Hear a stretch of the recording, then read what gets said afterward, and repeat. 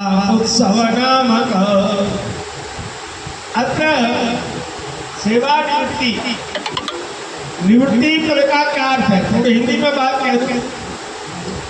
निवृत्ति में अर्थ सामान्य रूप से लोग ये लगाते हैं कि हमारी निवृत्ति हो गई अब सेवा से, तो निर्गता वृत्ति यस्मात् साधवृत्ति, निर्गता निकल गई है वृत्ति जिससे। लेकिन मैं निवृत्ति का निर्गता वृत्ति अर्थ नहीं रखता, निवृत्ति का अर्थ मैं यहाँ ले रहा हूँ निश्चय वृत्ति समारब्धा। अब निश्चय से वृत्ति प्रारंभ हुई है, इसलिए मैंने निवृत्ति का अर्थ लिया। अभी हमारे बीच में कॉलेज के बड़े वरिष्ठ पत्रकार हमारे चतुर्वेदी भाई जी बैठे हैं और चतुर्वेदी पूछ रहे थे मुझे, आचार्य जी निवृत्ति का अर्थ क्या है? तो आप सुन लीजिए, उसी का श्लोक है, सेवा विमुक्ति संज्ञाता।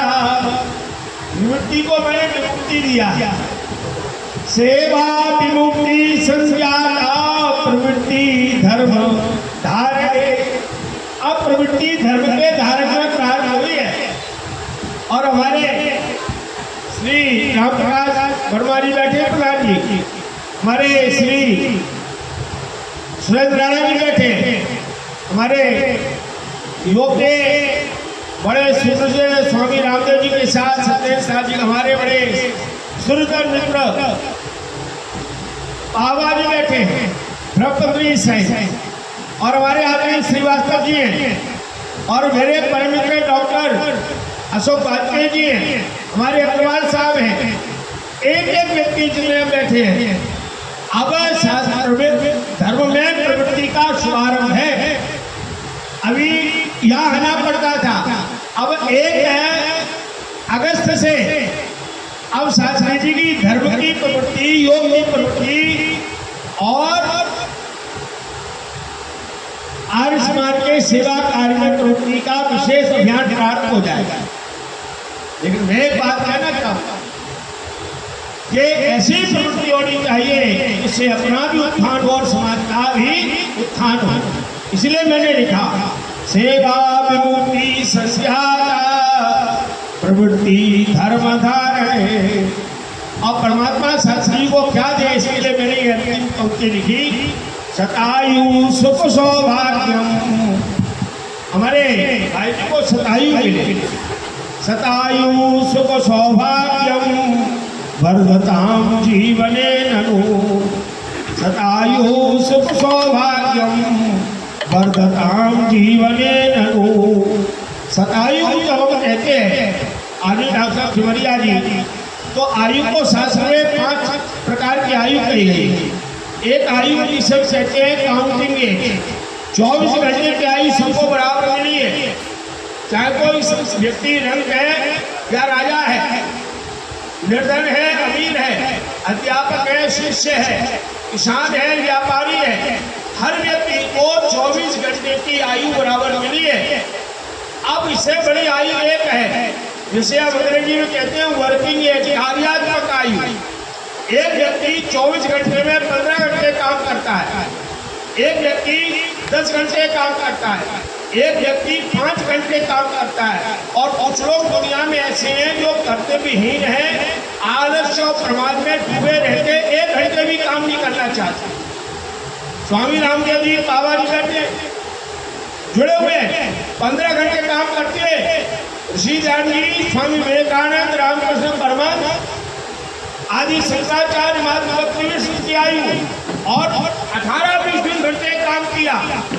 तो शास्त्री जी आज से वर्किंग एज बढ़ जानी चाहिए, कार्यात्मक आयु बढ़ेगी, और स्वाध्याय प्रवचनाभ्याम न प्रमंतव्य, स्वाध्याय प्रवचन में परमात्मा का नाम पढ़ना है।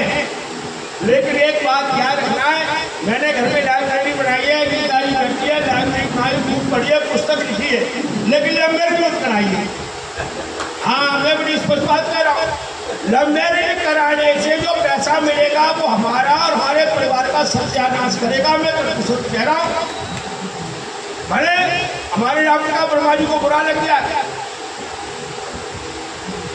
ऐसा पैसा हमारे घर में नहीं आना चाहिए जिस पैसे से हमारा और हमारे परिवार का हानि हो। सबसे पैसा है धर्म का, पढ़ने का, स्वाध्याय का।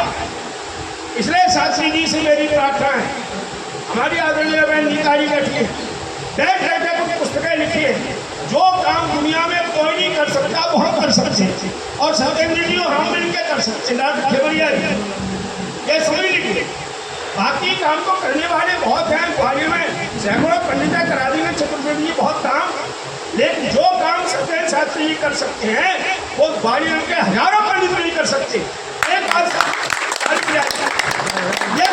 ये व्याकरण जी को, इसलिए मैं इस अवसर पर निवेदन करना चाहूँगा कि भगवान उनको 100 वर्ष की आयु दे, स्वस्थ आयु दे। इस एरिया में आदि डॉक्टर साहब मुद्दत घुमा के सारे आसन कर लेते, प्राणायाम करते हैं, योगासन करते हैं, और अभी अगर कोई स्वामी रामदेव जी आ रहे हैं, बड़ा भारी कार्यक्रम होने जा रहा है, तो ग्वालियर में सत्येंद्र शास्त्री जी, मेरी इच्छा तो यह है रिटायरमेंट के बाद शास्त्री जी ऐसा कार्य करें कि एक राष्ट्रपति भवन में हमें पुरस्कार मिले, और ये मिल सकता है, बहुत बड़ी बात है, ये कार्य किया जा सकता है। तो मैं इन शुभकामनाओं के साथ हमारी बहन नीता शास्त्री स्वस्थ हैं, ये रहें, और उत्सव का विवाह का उत्सव हो तो हमको भूलना नहीं, भैया जरूर बुला लेना। उत्सव में हम लोग आएंगे, इन मंदिर कामनाओं के साथ हो। संस्कृत आपके तेज को निखारती है, इसलिए संस्कृत पढ़ें और पढ़ाएं।